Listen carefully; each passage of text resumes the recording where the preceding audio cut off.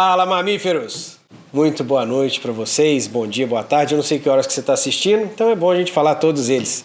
Tudo tranquilo? Eu espero que esteja todo mundo muito bem. Hoje estamos aqui mais uma vez, pela segunda vez com a gente, o Caio Tulin, que é a nossa última aquisição aqui na Companhia do Leite, o nosso amigo que veio de Santa Catarina, trazendo toda a expertise que ele tem do que acontece lá embaixo, de tudo que o manejo, de como é que as coisas são. E em conversa que a gente teve com ele, aconteceu uma coisa muito interessante, que a gente percebeu que Santa Catarina está muito à frente, mas está muito à frente do que o resto do país em várias coisas. Entre elas, restabilidade e também controle de doenças. Então é um pouco disso que a gente vai falar hoje nesse episódio com vocês, que é Santa Catarina, onde a restabilidade está dando certo. Tudo bem, Caio?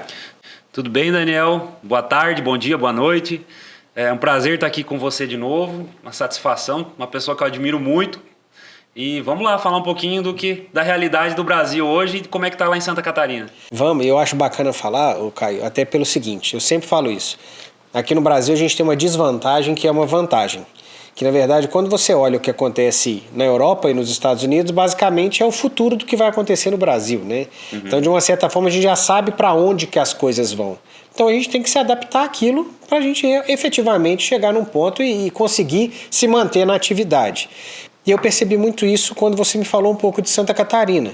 Justamente essa questão de que Santa Catarina está preocupado, o governo está preocupado em, de fato, ter um rebanho sadio, um rebanho que rastreabilidade, com tudo correto, para que você consiga ter o melhor controle disso, de doenças e tudo mais, né? É por aí?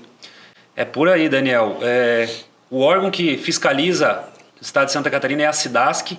Eu não é porque é o meu estado natal e que eu gavo muito a SIDASC, mas eles têm uma expertise muito grande, são pessoas, é um órgão muito profissional e eles já estão desde 2008 implementando um protocolo de rastreabilidade dentro do estado, onde é obrigatório o produtor ir buscar os brincos que já são atrelados ao Sisbov lá na mão da própria SIDASC. Isso não tem custo para o produtor, mas ele é obrigado a buscar para todos os animais até 6 meses.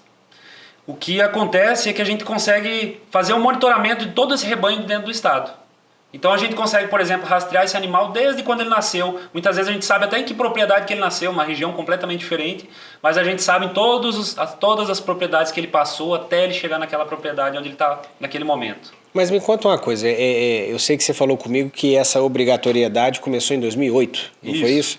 Em 2008 nem eu nem você a gente estava formado, né? Uhum. Mas na verdade eu estava até entrando na faculdade nessa época. Mas eu acredito que o pessoal de lá já deve ter falado com você, ou pelo menos você ainda deve ter pegado um pouco disso, daquela situação de que na transição, como é que foi? A partir da obrigatoriedade, você já escutou alguma história nesse sentido?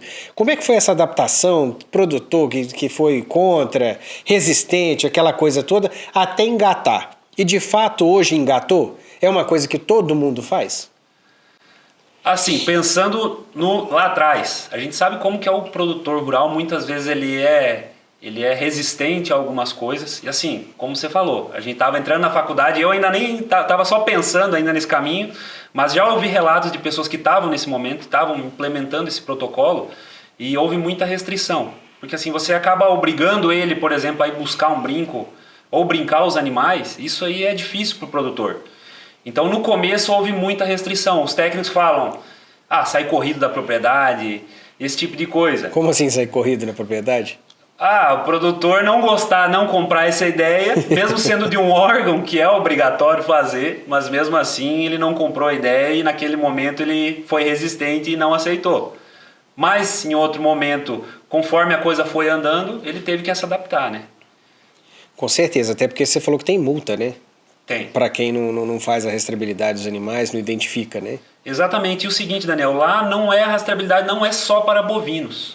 Então hoje, para você ter noção, a SIDASC ela tem mais de 300 veterinários que estão todos os dias nas propriedades para fazer todo o levantamento do plantel de animais dessa propriedade. Seja porco, seja frango, bovinos, todos os animais na propriedade eles são levantados e jogados para dentro da estrutura da SIDASC que se chama CIGEM. E através dessa estrutura, todas as propriedades então têm os registros, tanto dos animais, por exemplo, para bovino, é necessário colocar qual tipo de animal, se é para corte, se é para leite, qual tipo de criação, se é confinado, se é extensivo. Então a gente consegue tirar muitas informações através disso. E não, como eu falei, não é só para bovino. Então a SIDASC hoje ela é um órgão que faz a fiscalização de todos os animais dentro da propriedade. Entendi, mas como é que eu não entendi? Eu falei entendi, depois não, né? Mas eu não entendi essa parte assim, olha, ele faz esse censo, a SIDASC faz esse censo de uma forma contínua? Contínua, Daniel. O produtor deve matar a turma, não? Na hora que chega lá, fala, nossa, essa SIDASC, vai ter que contar até as galinhas aqui dentro. Exatamente, agora você acertou. Então, assim, muitas vezes o que acontece é o agente da SIDASC que chegar, o produtor, vixe Maria, vamos lá mais uma vez. Mas a gente sabe que é pro bem da produção de Santa Catarina. Então o produtor ele já se adequou, ele já sabe que essa é a realidade dele. E ele tem que seguir conforme a banda toca, né? Não, com certeza. E você vê benefício de fato mesmo? Ou assim, fica muitas vezes uma coisa meio forçada, meio demais? Porque às vezes eu me pergunto isso. Será que é zelo demais ou de fato é do jeito que tem que ser? Eu acredito até que tem que ser desse jeito mesmo, até para você ter números para você poder trabalhar, né? Sim. Quantos animais de fato nós temos? Hoje é tudo meio de censo. Eu já escutei falar, por exemplo, de propriedade que está ali para o norte do país, centro-oeste, que o cara não sabe nem quantos animais ele tem, aquelas fazendas enormes, e que ele faz a contagem do gado no dia de passar para fazer uma aftosa na época, Sim. né? Alguma coisa nesse sentido, mas assim... Passava de vez em quando, e cada vez que vinha no curral era um número diferente. Então, meu pai, ele trabalhou um tempo na ilha de Marajó com búfalo. Uhum. E ele comentou isso lá. Ele estava fazendo a tese de doutorado dele e era sobre tuberculose em búfalos.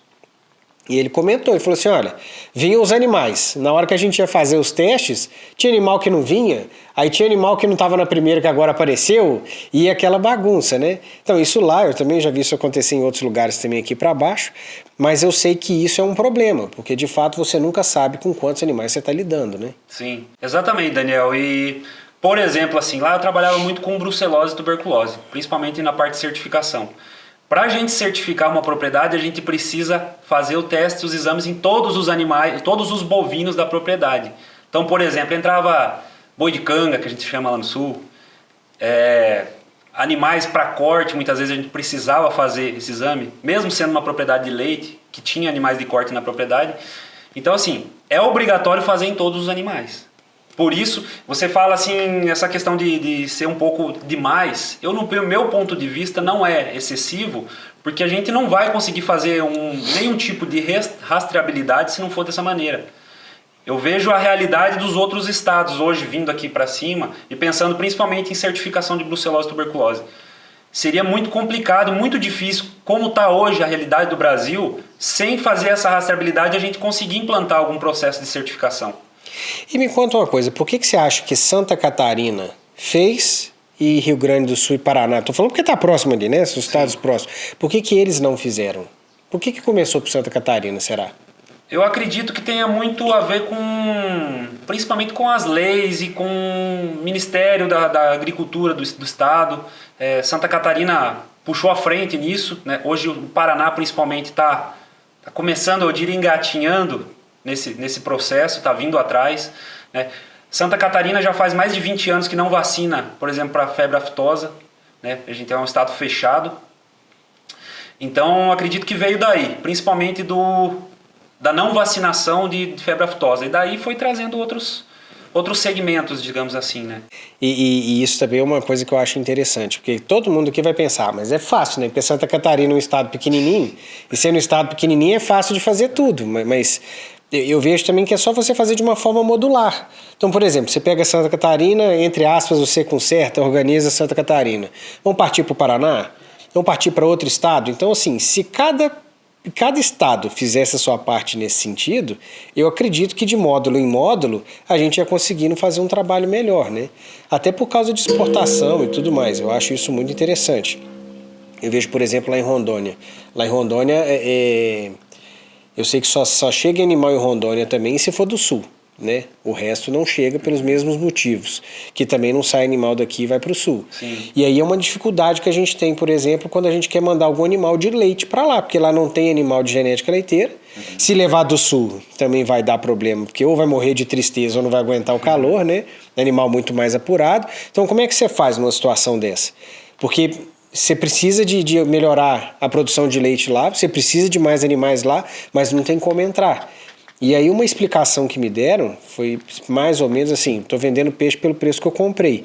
Mas olha, tá certo, a gente tem um problema no leite nesse ponto, mas em compensação para exportação de carne, para a outra parte dos bovinos, acaba que é muito maior em termos econômicos e acaba que você tem um benefício muito grande, porque você pode botar a planta para poder exportar e tudo mais. Então, fica uma coisa meio complicada, assim. Imagina, se a gente tivesse tudo mais organizado, você poderia enviar animais para lá para poder ter uma genética melhor e poder fazer a coisa acontecer, né?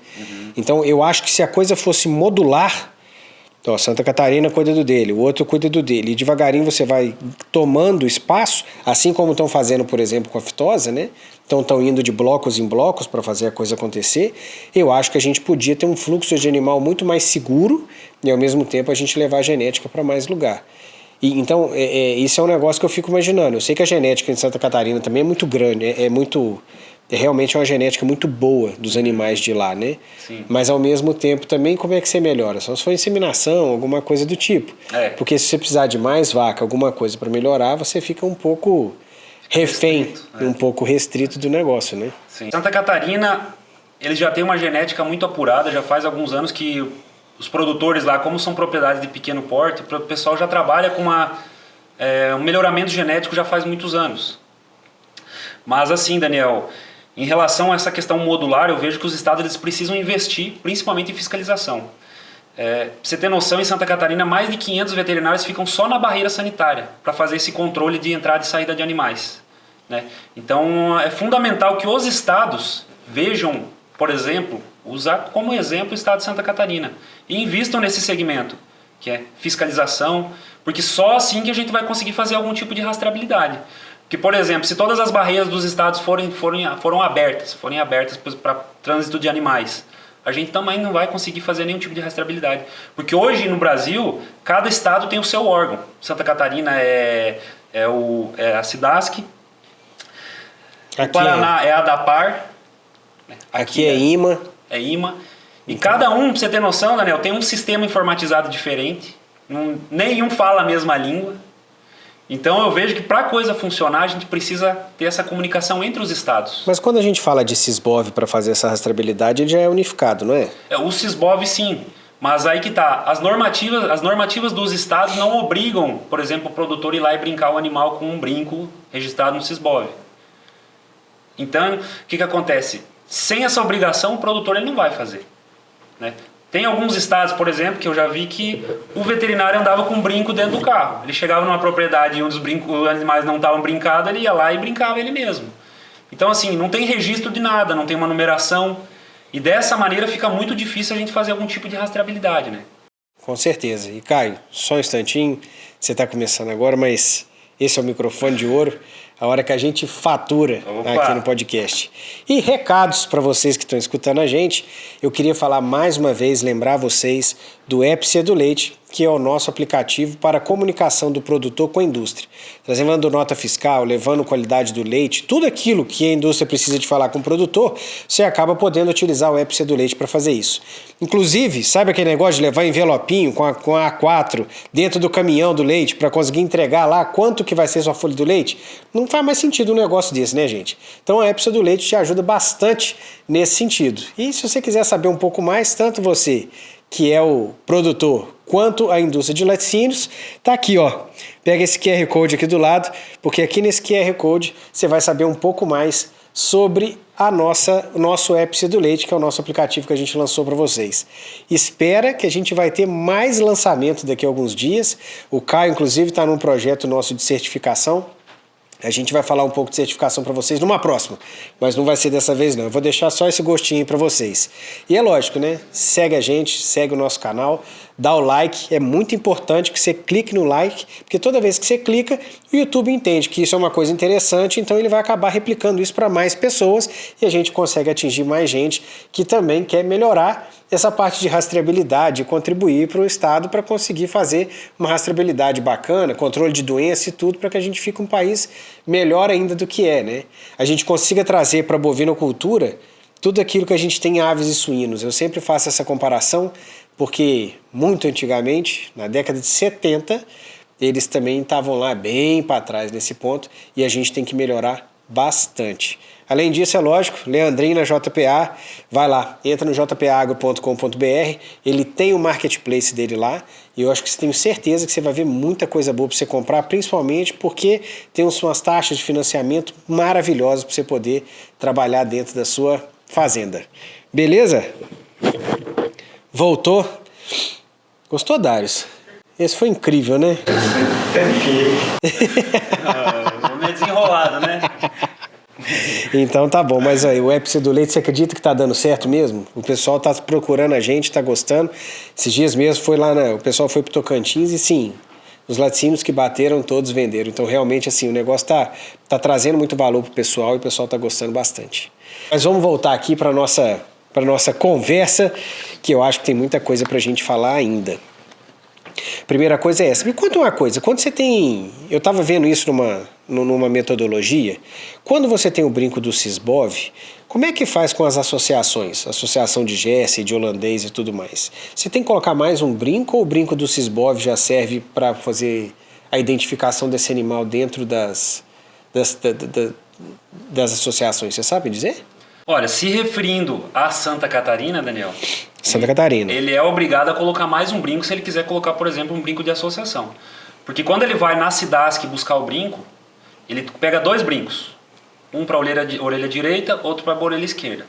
E é obrigatório ter os 2 brincos. Então, por exemplo, quando o agente da SIDASC vai lá na propriedade e um animal está faltando um brinco, ele mesmo já dá o grito para o produtor. Está faltando brinco, na próxima visita a gente precisa estar ok. Então, obrigatoriamente, ele precisa ter esses 2 brincos. Caso ele queira colocar um brinco, por exemplo, de uma associação de gado Jersey, por exemplo, ele vai ter que ser o 3º brinco. Aí daqui a pouco a orelha tá igual uma peneira, né? Um furo para tudo quanto é lado e de vários animais de vários lugares diferentes. Mas isso é interessante, né? Que eu tinha visto isso, que o próprio brinco da associação, nessa metodologia que a gente estava vendo aí da certificação, você também sabe, acaba que o brinco serviria como se fosse de rastreabilidade, não Sisbov, lógico, mas seria um brinco único, que não tem 2 dele, então acaba que também te traz essa segurança, né? Então eu acho interessante isso. A intenção principalmente é padronizar o processo, né, Daniel? Quanto mais padrão tiver, melhor, principalmente para a pessoa que vai lá fazer a vistoria, né? Sim. Com certeza, é o que você falou, né? Se cada lugar tem um sistema diferente, uma forma diferente de fazer, como é que você junta isso? É desesperador, né? De fato, você tem razão nesse ponto. Mas beleza. Agora me conta uma coisa. Vamos falar de outro assunto que era até o principal que a gente queria falar aqui desde o início, que é a questão de doenças. Então, o que eu comecei a viver com relação principalmente à brucelose e tuberculose? Esse é um negócio que deu uma acalmada agora nesse assunto. A gente não vê falar tanto, já teve muito mais ativo, mas é uma coisa que a gente sabe que uma hora ou outra vai ter que voltar mais forte. Sim. E eu estava vendo, eu percebo muito isso, a dificuldade do produtor de falar de brucelose e tuberculose, de fazer o exame, de fato, principalmente quando ele está no escuro e nunca fez, porque eu já vi o produtor perder metade do rebanho e praticamente todas as vacas de leite por causa de tuberculose, por exemplo. Sim. Então, como é que essa coisa funciona? Porque você precisa de fazer o exame e tem que fazer. É lógico que tem que fazer, eu não estou falando aqui hora nenhuma que não é para fazer. Então, a gente tem que fazer, porque senão você não resolve o problema também, e você começa a ter aborto, você começa a ter um monte de problema. Então, não é esse o caminho, tem que fazer. Mas eu acho que a gente tinha que discutir muito mais como é que a gente faz para fazer isso de uma forma mais suave, ou pelo menos mais segura para o produtor. Menos prejudicial para ele. Menos prejudicial é que ele tome coragem para fazer o negócio. Ele tome coragem. Então, assim, nesse contexto, como é que funciona lá em Santa Catarina? É o seguinte, Daniel. Lá, o próprio governo banca esses animais positivos. Então, se o cara for lá, fizer o exame nos animais, der o plantel completamente positivo, se esse animal tiver totalmente de acordo no seu antecessor, por exemplo, assim, como que ele chegou nessa propriedade? Tá tudo certinho? Tá tudo de acordo? Ele não tá irregular dentro da propriedade? Aí o governo paga. Lá é o preço de boi gordo que é pago. Então, o agente vai lá, o próprio veterinário pesa na fita esse animal e é calculado em cima do peso do boi gordo. Mas aí é muito questão de estado. Por exemplo, você pega o Rio Grande do Sul tem uma média de R$2.000 a R$1.000. Então, por exemplo, um animal que é PO, eles pagam R$2.000 para esse animal, que é um valor irrisório perto do que realmente vale um animal PO. Sim. Né? E já um animal de baixo valor genético paga em torno de R$1.000. Então, nesse sentido é um pouco difícil para o produtor, porque o cara ele acaba quebrando nessa situação. Você vai lá, dá tudo positivo, o cara vai ter R$1.000 por animal, praticamente a produção dele acabou, né, Daniel? Sim. Então eu vejo que para a gente fazer a coisa acontecer realmente é muito importante os estados, as secretarias de agricultura, conseguir chegar a um projeto de lei, seja lá o que for, dentro do estado, que ajude esse produtor. Né? Os animais positivos vai lá e paga, e não precisa ser o valor que ele realmente vale geneticamente, mas que dê um incentivo para esse cara ele não quebrar naquele momento, né? Ele conseguir começar do zero, ou começar de novo, né? Com esse recurso que vem por conta desses animais positivos. Mas Santa Catarina, como é que é? Passa a fita no animal, vê o peso que foi, pega a roupa do boi gordo. Exatamente. E toca para frente. Toca pra frente. Me conta uma coisa, mata esse animal em abatedouro, como é que é? Lá existem os abatedouros sanitários. Então, por exemplo, assim, ele é agendado um dia da semana para esse caminhão estar passando, ou um dia cada 2 semanas, a cada mês. Esse caminhão vai passando pelo estado e vai recolhendo esses animais. Ele leva até esse abatedouro que uma vez por semana esse abatedouro para só para fazer abate sanitário. E aí o próprio abatedouro faz. É que isso é uma coisa também que eu já vi na época que eu morava em Goiás, tinha muito esse questionamento. Tá, beleza, deu positivo. Eu vou matar isso aonde? Porque não tem um abatedouro sanitário. Então você tem um animal positivo, você não pode matar na sua propriedade, ou para você matar uma burocracia danada, e você não tem abatedouro sanitário. E normalmente os abatedouros, eles não gostam de abater o animal positivo, porque quando abate o animal positivo, acaba tendo aquele estigma de abatedouro que abate animal doente. Então ele acaba um pouco com a imagem Sim. do abatedouro por causa disso, né? E isso, de fato, também é um problema. Mas lá tem abatedouro que pega uma semana só para fazer isso. Ele pega um dia da semana, Daniel. Então, por exemplo, na segunda-feira, fica só para fazer abate sanitário. E aí tem toda aquela questão de limpeza, precisa parar o abatedouro, fazer toda a higienização pós-abate desses animais para novamente começar a fazer os abates dos animais que estão com sanidade ok, né? Estão sadios, né? E quando dá essa fita, como é que é o negócio? O pessoal vai lá no governo e fala assim, ó, vai lá na cidade que fala, ó, deu tantos quilos, deu tantas arrobas, você vai pagar tanto pro produtor? É assim que funciona? Precisa, principalmente esses animais estar com o registro tudo ok, o trânsito de animais tem que estar ok, ele não pode estar irregular de maneira alguma. Se tiver irregular, esse produtor não vai ganhar nada. Então tem isso que pode acontecer também. Mas a própria pessoa da Cidasc, o agente da Cidasc regional daquela região, vai lá, passa a fita nos animais, dá um peso, e ali vai para a burocracia relacionada à Cidasc, né? Uhum. Então depende muito de como está esse animal na propriedade e do peso dele. Então, independente de raça, genética, valor genético, isso aí não muda nada. Pode ser um animal lá de baixo valor genético que talvez o cara ganhe mais dinheiro fazendo esse tipo de abate do que ele conseguiria realmente com aquele animal. Então tem essa situação também. Em Goiás existe o Fundepec. O Fundepec é uma fundação que todo mundo contribui para essa fundação numa lógica muito interessante. Qual que é a lógica deles? A lógica é que a gente vai fazer um fundo para que, se caso de alguma doença de notificação obrigatória, que pode acabar com a parte econômica, pode matar muito animal na região, tipo a fitosa, que você tem que, eu não lembro qual é o raio, mas se der um animal positivo aqui, no raio de não sei quantos quilômetros, você tem que matar tudo em volta. Acho que se não me engano, 60 quilômetros. É 60 quilômetros, né? Isso eu não lembro exatamente, também, não. Se não me engano, 60 quilômetros. Então, qual que é a ideia? Eles falaram assim, olha, se for depender do governo para fazer esse abate e a coisa poder apaziguar ali para você poder voltar a comercializar, provavelmente vai ser uma coisa muito burocrática que vai demorar muito para que aconteça. Então, qual que é a lógica do Fundepec? Se isso acontecer no estado de Goiás, e hoje o Fundepec tem muito dinheiro, se isso acontecer no estado de Goiás, automaticamente o Fundepec entra ajudando a matar os animais e principalmente ressarcindo o produtor naquela doença de notificação obrigatória que tem esse problema. Então, por exemplo, quando você pega brucelose tuberculose, ainda não está aqui. O Fundepec não trabalha com brucelose tuberculose. Eu acredito até pela preocupação de falar assim, olha, quantos animais será que vão estar positivos e será que o fundo conseguiria fazer uma coisa dessa?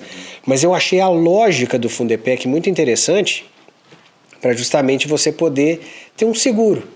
Então, se todos os produtores pagarem uma parte que vai para um fundo, se tiver um problema de brucelose, tuberculose, ou seja lá qual doença for, você consegue a segurança de abater esse animal e ainda assim conseguir ser ressarcido, não com R$1.000, R$2.000 igual é lá no sul, né? Que já é muito melhor do que o resto. Aqui em Minas é zero, entendeu?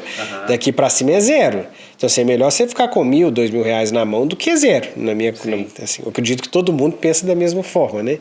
Mas essa ideia de fazer algo particular, vamos colocar dessa maneira, eu achei uma ideia muito interessante também, porque aí te dá segurança para fazer. Sim. Eu já até procurei isso, eu queria muito fazer exame de brucelose e tuberculose para ter um laboratório, fazer tudo certo, mas eu percebo que se a gente não tiver alguma coisa, aqui em Minas que seja, que dê essa segurança de que ele pode fazer o exame, que ele não vai quebrar como fazenda, como negócio, eu acho que a gente ia ter um resultado muito melhor, então acaba que a gente não trabalha com isso. Sim. Mas, por exemplo, tem seguradora que já faz esse tipo de seguro. Então, eu acho que esse é um jeito de fazer. É um caminho, entende? né? É um caminho de fazer. Eu sei que eles fazem no Paraná, eu sei que fazem no Rio Grande do Sul. A gente está tentando trazer para cá justamente para poder fazer isso. Olha, você paga um tanto. Sim. E aí, se der positivo, acaba que automaticamente você recebe por esses animais de novo. E na lógica dessa seguradora, eu achei interessante que você põe o preço do animal. Então, olha, eu quero segurar a minha novilha vale... É lógico que você não pode botar uma novilha valendo 100 mil, né? Sim. Mas a novilha vale R$7.000, a novilha vale R$5.000. Então, você coloca e automaticamente o preço que você paga pelo seguro é correspondente àquele valor que você colocou. Então, você vai pegar o seguro não é pelo animal, você vai pagar o seguro pelo preço que você colocou naquele animal. Sim. Então, é justo para os dois lados. Eu achei isso muito interessante. Vi que ainda faltam algumas coisas para serem organizadas nessa seguradora, para justamente o produtor ter a coragem e a segurança de que ele pode fazer sem quebrar, mas são formas diferentes da gente tentar fazer a mesma coisa. Então, aqui, ó, já colocamos o governo dando a ajuda dele, a gente já colocou fundo, tipo o Fundepec fazendo isso, e a gente também tem seguradora te dando essa segurança para você poder fazer o trabalho. Eu acho isso muito interessante. A gente tinha que melhorar, a gente tinha que usar melhor esse leque de opções para que a gente conseguisse avançar com isso mais tempo, né? E eu lembro disso da época da faculdade. Você vacina, como é que normalmente você acaba com a doença? Irradia com a doença. Você vacina, naquelas que tem vacina, lógico. Você cura o doente, naquelas que podem ser curadas e naquelas que tem. E quando você tem uma prevalência muito baixa, aí você entra com rifle sanitário, que é justamente você ir matando aqueles animais positivos, independente do que aconteça, né? E eu percebo que no Brasil, antes de controlar a doença, já está sendo usado o rifle sanitário. Entende? Então é uma coisa perigosa, justamente por causa disso que a gente está falando, né? Eu estou aqui falando igual um doido, mas você concorda? Tem alguma coisa para agregar? Concordo, Daniel, e acho que o seguinte, é o caminho para o Brasil. Eliminando Santa Catarina, que já é um caso à parte, é o caminho para a gente conseguir fazer esse tipo de trabalho no resto do Brasil. Porque a gente sabe que se sair testando para todo lado vai dar muito animal positivo, né? E o que a gente não quer é que nessa situação complicada que já está o leite, nessa realidade hoje não está fácil para o produtor, ele ainda tem um problema desse na propriedade dele, ele ou vai quebrar ou vai desistir, vai vender todos os animais. Então, acho que é um caminho muito interessante a gente criar um fundo, ter um governo para incentivar, ter uma seguradora para dar um suporte e pensar na rastreabilidade para a gente conseguir realmente fazer um processo que funcione, né? Então, é um excelente caminho para os estados que ainda não têm uma normativa um pouco avançada relacionada principalmente a doenças, né? Com certeza absoluta. Mas me conta, lá no Santa Catarina, ainda dá muito animal positivo? Porque assim, ó, se começou em 2008, todo esse processo de rastreabilidade e tudo mais para ter mais controle, a gente está falando aqui em 2024, vamos colocar que a gente está no início de 2024, então a gente vai ter em torno de 15 a 16 anos de que essa movimentação se iniciou. O que você me fala? A brucelose, tuberculose, doenças, elas estão controladas ou ainda não? Assim, elas estão sendo controladas. Lá já não existe mais a vacinação para brucelose, né? E eu sempre brinco que assim, Daniel, na biologia, na natureza, 1 mais 1 não é 2. Então, a coisa não funciona como a gente acha. Existe muito falso positivo. Então, e as normativas hoje que tem em Santa Catarina estão obrigando os animais, por exemplo, positivos a serem descartados. Antigamente, vou botar 4, 5 anos atrás, antigamente é maneira de dizer, né? Mas foi mudando um pouco a normativa. Antes era obrigatório todos os animais serem testados da maneira prática. O próprio veterinário coletava sangue para fazer brucelose, fazia lá no próprio laboratório. Se desse positivo, mandava para um laboratório do MAPA. Hoje os laticínios estão fazendo através do anel do leite. Então, eu vejo até que para os outros estados seria complicado fazer esse tipo de teste, porque aí não tem nem como esconder. Não ia nem ter para onde correr, né, Daniel? E não tem nem que esconder, né? Esse é o negócio. Mas você tem que estar preparado para enfrentar o desafio, né? Exatamente. Então hoje ele está sendo controlado, já está bem menor a prevalência de Santa Catarina do que foi há uns anos atrás, só que ainda existe brucelose e tuberculose dentro de Santa Catarina. Né?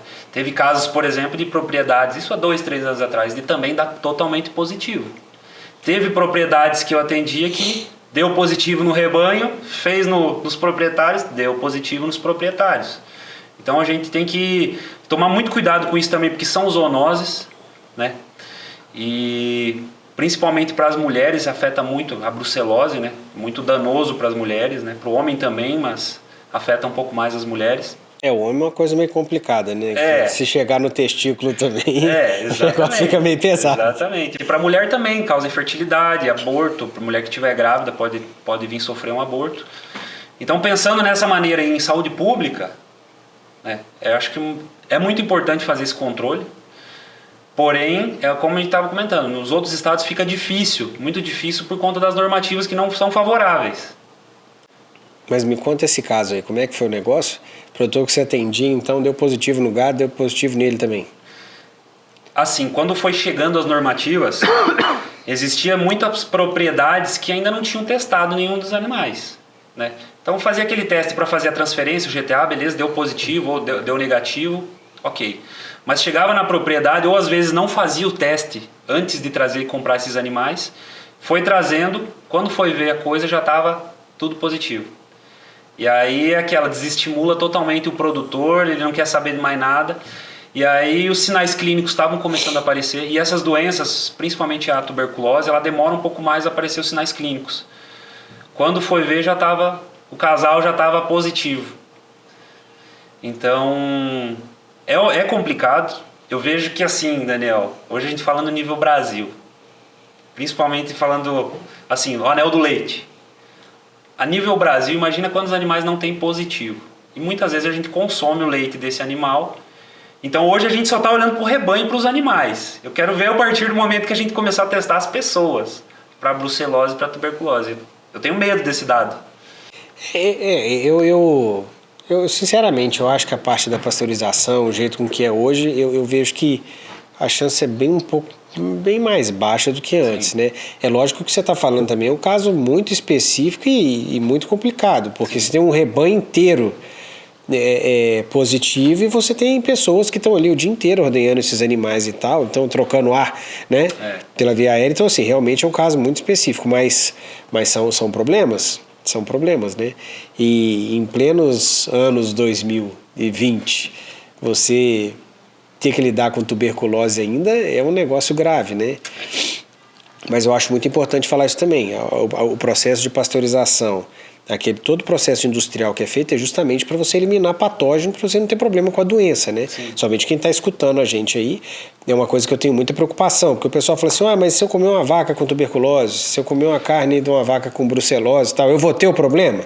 Não, não vai ter o problema, não é assim que a coisa funciona, não é assim que a transmissão acontece, principalmente porque você assa a carne, você tem outros processos para fazer a coisa acontecer, né? Mas uma vaca tuberculosa, você começa a respirar o mesmo ar que ela, aí sim a coisa começa a ficar um pouco complicada.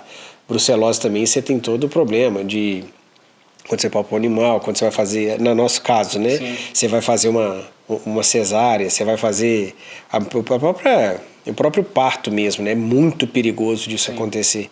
E eu já vi veterinário positivo para brucelose. Pelo mesmo motivo, né? Não, isso aí não dá nada, não dá nada. Não dá, né? Na hora que você vê... Aquele veterinário que faz toque nas vacas sem luva, não tá nem aí para... Exatamente. Para a né? saúde. Você tinha que caçar o diploma dele. Mas eu acho importante isso. Então, assim, você em casa que está comendo carne, não precisa ter preocupação com isso, porque não é assim que a coisa funciona. Mas a gente tem que cuidar, porque as pessoas que estão na fazenda, principalmente, elas têm um pouco mais a problemática é um pouco maior, né? E para vocês que não sabem, o teste... Fala um pouco aí para eles. Eu acho até bacana você falar. Eu nunca nem vi o teste acontecendo, para você ter uma noção. Você já. O teste do anel, como é que ele é feito? O anel do leite ele é feito, então, pelo laticínio, né? Ele precisa mandar para um laboratório do MAPA. Se der positivo nesse exame, que assim, o leite que é testado, ele tem que ser o leite total do tanque, para pegar todos os animais. Então o laticínio manda para um laboratório do MAPA, caso dê positivo, ele tem que fazer o reteste desse leite. E é aquela, dentro de Santa Catarina hoje a normativa é o quê? É anual. O laticínio precisa fazer a cada 12 meses, durante os 2 primeiros meses de todas as propriedades, senão não é permitido carregar o leite. E aí depois de 2 meses, depois de 2 anos, a cada 6 meses tem que ser feito. Por que depois de 2 anos você tem que fazer a cada 6 meses? Por que diminui o período depois? Estranho isso, né? Normativa, faz parte da normativa do Estado. Deve ser para a questão de você se adequar àquilo que você precisa fazer, né? É possível. Muito provavelmente. E me conta outra coisa, então. Então a gente tem o teste do anel. O teste do anel, então, ele vai diagnosticar, não é isso? Tem brucelose, principalmente no tanque, que seria Exatamente. O total de todo o rebanho, né? É isso aí. Então vai ter brucelose para ver se tem algum sinal de brucelose dentro do tanque. Então a gente chama isso de um teste de triagem, né? Então você vai ter o teste, você vai fazer no tanque. Então assim, se der positivo no teste do anel, chama teste do anel, porque ele forma um anel azul, não é isso? Isso. Ele forma um anel azul e você sabe que tem alguma vaca positiva naquilo. Então aí você começa a rastrear a propriedade, ao invés de fazer teste em todas as vacas numa pancada só, porque de fato, apesar de que tem que fazer em Santa Catarina, mas é uma forma de você ter um resultado mais rápido e mais barato. Para isso que serve um teste de triagem, né? E o detalhe é o seguinte, Daniel, se der positivo no anel do leite, aí essa propriedade vai ter que ser atendida por um veterinário que é habilitado para fazer os exames, e aí ele vai ter que fazer o saneamento. Então, dentro de 60 dias após o teste do anel sair, der positivo. Então, ele precisa fazer o exame, que é o saneamento, ele vai eliminar esses animais que deram positivo. 2 meses depois, testa todos os animais de novo e aí vai fazendo. A cada 2 meses é testado todo o rebanho até limpar. Aí depois que limpou, teoricamente limpou, né, o rebanho, ele precisa ter 2 testes, 2 baterias de exames totalmente negativos. Né? Então, ou seja, positivou lá no tanque o anel do leite, aí o veterinário habilitado entra em cena e ele tem que sanar a propriedade.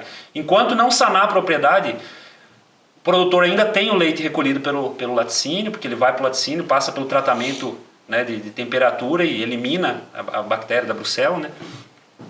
Mas essa propriedade não pode fazer trânsito de animais, ou seja, não pode vender nenhum tipo de animal, nenhum bovino no caso, né? Sai dali, né? Não pode sair, ele pode comprar animais, ele pode comprar sem problema, mas sair dali, enquanto não tiver 2 exames totalmente negativos, ele não pode fazer nenhuma transferência da propriedade dele para nenhuma outra propriedade. Não, beleza. E assim, para aquelas pessoas que estão fazendo, tem uma outra curiosidade em Santa Catarina, que quando você faz o teste de brucelose e ele dá positivo, você tem por lei o direito de querer um segundo teste que chama 2-mercaptoetanol, E esse teste ele vai confirmar de fato se aquele animal ele é positivo. Você tem a chance de ter um falso positivo. Ou seja, aquele que ele é falso, mas o resultado deu positivo, né? Então isso é um dos problemas que você tem teste de uma forma geral. Tem uns que tem mais erros, outros menos erros. Tipo o erro do Ibope, né? A faixa de erro do Ibope é mais ou menos uma coisa dessa. Mas você consegue fazer. Para tuberculose,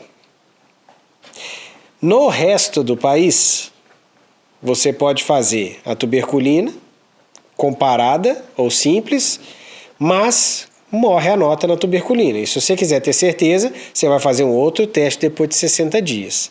O que nós temos em Santa Catarina diferente disso?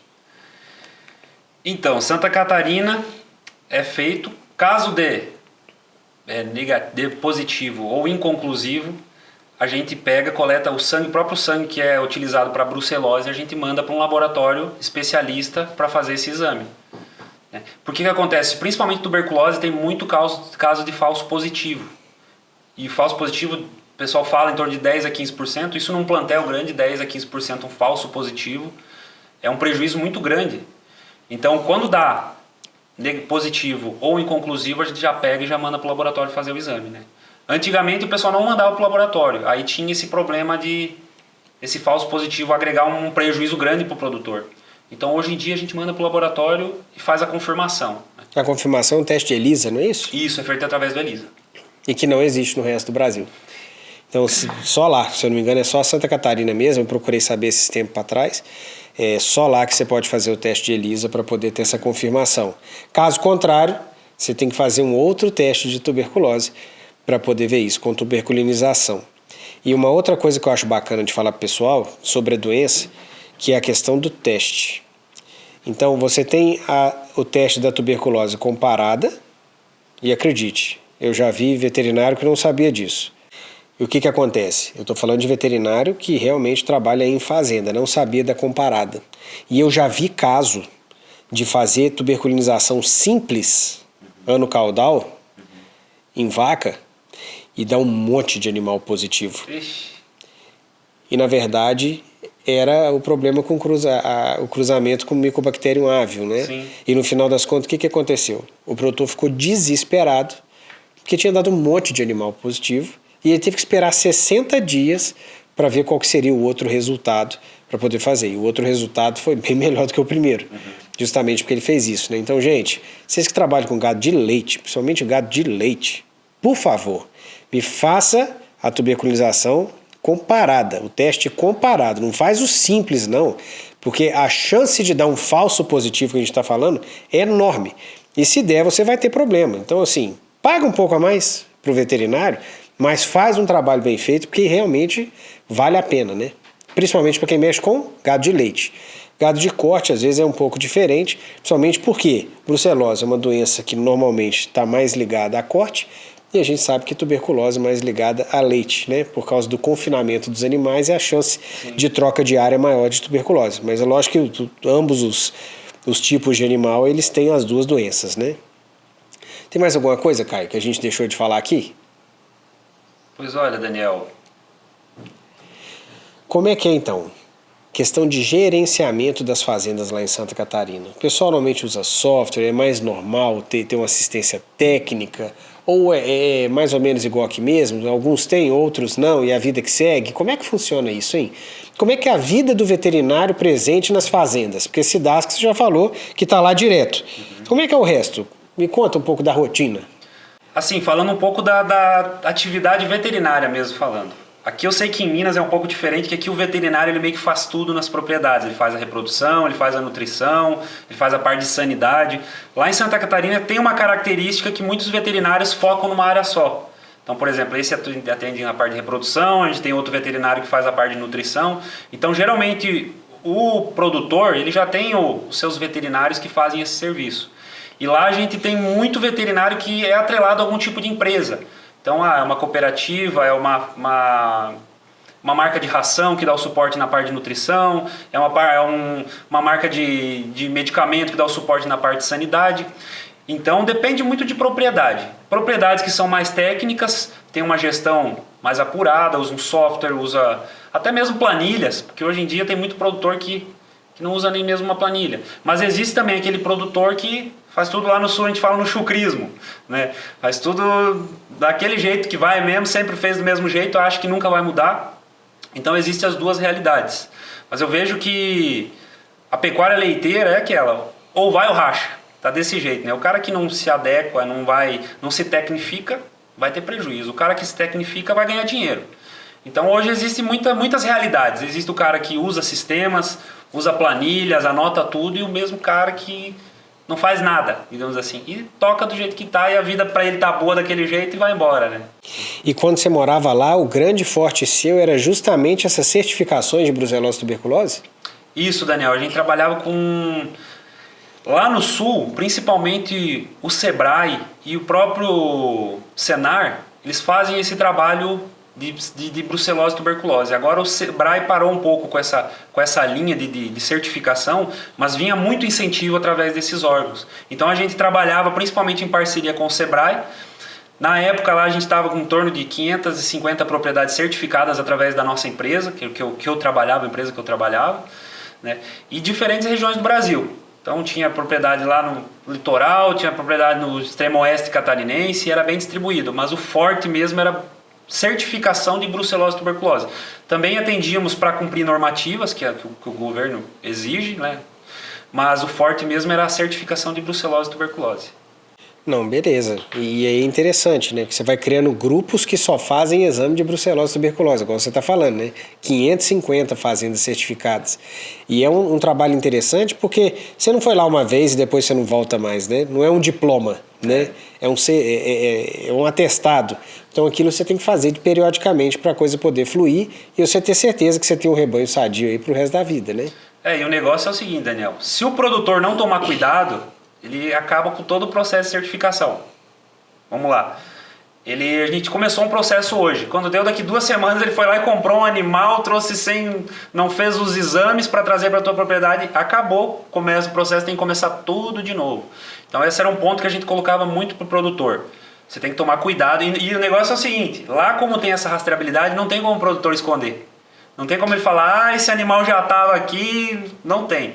Então a gente deixa muito claro para o produtor o seguinte, se você não andar desse jeito, não fizer as coisas bem certo, nós vamos ter que começar tudo de novo.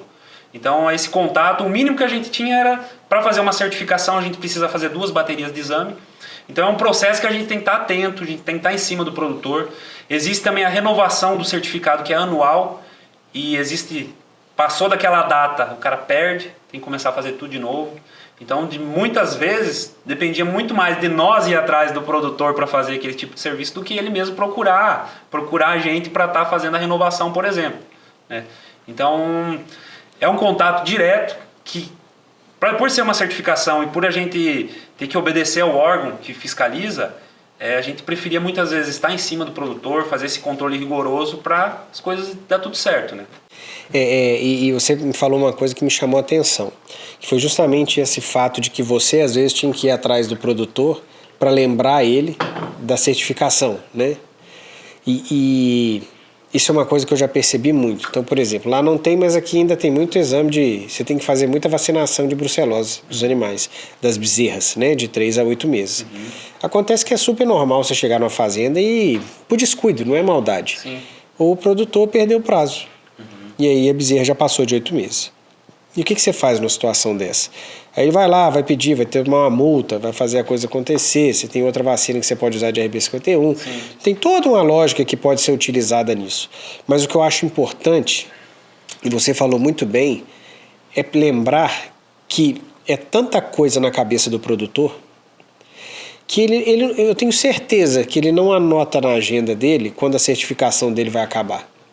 Então, a importância que tem de você, como o sanitarista, você como o veterinário que vai dar o suporte para esse produtor, você lembrar, você fazer o seu papel de ajudar com que ele tenha o rebanho dele mais certo, legalmente ok, para o resto da vida, né? Sim. E essa é a lógica do que a gente está usando aqui para o nosso centro de serviço compartilhado, que é aquela lógica de que a gente lançar um produto junto com os laticínios para que os produtores tenham sempre alguém que fica responsável por ir nas fazendas, saber quais animais que têm que ser vacinados, qual a faixa etária, para ter certeza que você nunca perde isso. Sim. Que você tem toda a manutenção de ordenha bem feita, ou seja, fazendo todo aquele apoio para o produtor, para que ele consiga tirar algumas coisas da cabeça que são padronizadas e começar a tomar a decisão naquilo que está dentro da fazenda dele, que não é padronizado. Sim.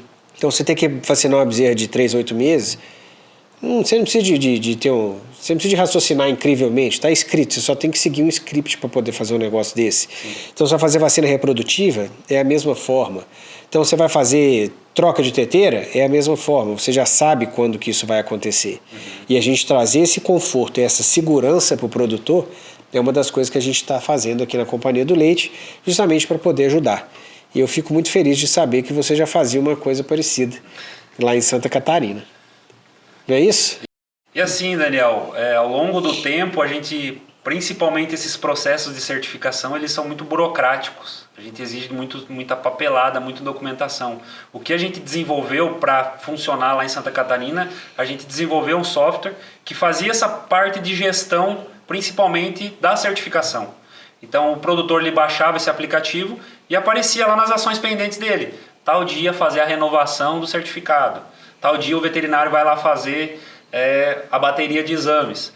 Então foi uma das alternativas que a gente buscou para ter essa assertividade, né? De conseguir fazer um sistema de gestão, principalmente de brucelose e tuberculose, para o produtor, para ele não correr o risco também de perder um prazo, né? Ou não avisar a SIDASC, ou perder o prazo de renovação, principalmente. Foi uma maneira que a gente achou que deu certo. Usando a tecnologia para trazer conforto, né? Isso mesmo. Você já falaram para você qual é a definição de tecnologia? Não. Tecnologia é tudo aquilo que foi criado para resolver um problema que antes você não tinha. Então, antes das certificações, com certeza não era um problema poder fazer isso, né? Mas a partir do momento que você traz uma coisa nova, automaticamente traz as outras demandas do negócio. Bom demais. Caio, eu acredito que o nosso papo era nesse sentido, para trazer um pouco da sua experiência de Santa Catarina e a gente saber para que lado provavelmente o resto do Brasil vai. Queria muito agradecer que você está aqui com a gente. Daqui a pouco tem mais episódios para serem gravados. Mas você queria deixar uma mensagem final para a turma? É o seguinte, Daniel. Vou puxar pro lado da minha sardinha, que é a experiência que eu tenho, brucelose e tuberculose. Você mesmo sabe que eu fico tentando trazer essa realidade para cá e é difícil, é muito difícil, acho que vai muitos anos. Alguns laticínios que eu tenho contato já falam que o Ministério da Saúde já cogita andar um pouco para esse lado. E eu penso que a gente precisa melhorar a saúde dos nossos rebanhos, principalmente pensando na nossa saúde, né? Então, futuramente, se tudo der certo, o rebanho nacional aí vai estar, não digo só a certificação de brucelose e tuberculose, mas outros saneamentos aí, pensando num produto final de mais qualidade para a gente, né? E que agregue valor a esse produto. Porque, no final, a gente tem um produto mais saudável lá na gôndola do mercado. É para isso que a gente trabalha e eu torço para que isso se estenda para o resto do Brasil. Vamos trabalhar para isso, né, Daniel? Mas bom demais, Caio. Feito assim, mais uma vez, muito obrigado. Aquele tintim. É isso aí, pessoal. Espero que vocês tenham gostado de mais esse episódio que traz aí para vocês novidades sobre Santa Catarina. Um abraço e até a próxima. Segunda-feira que vem tem mais.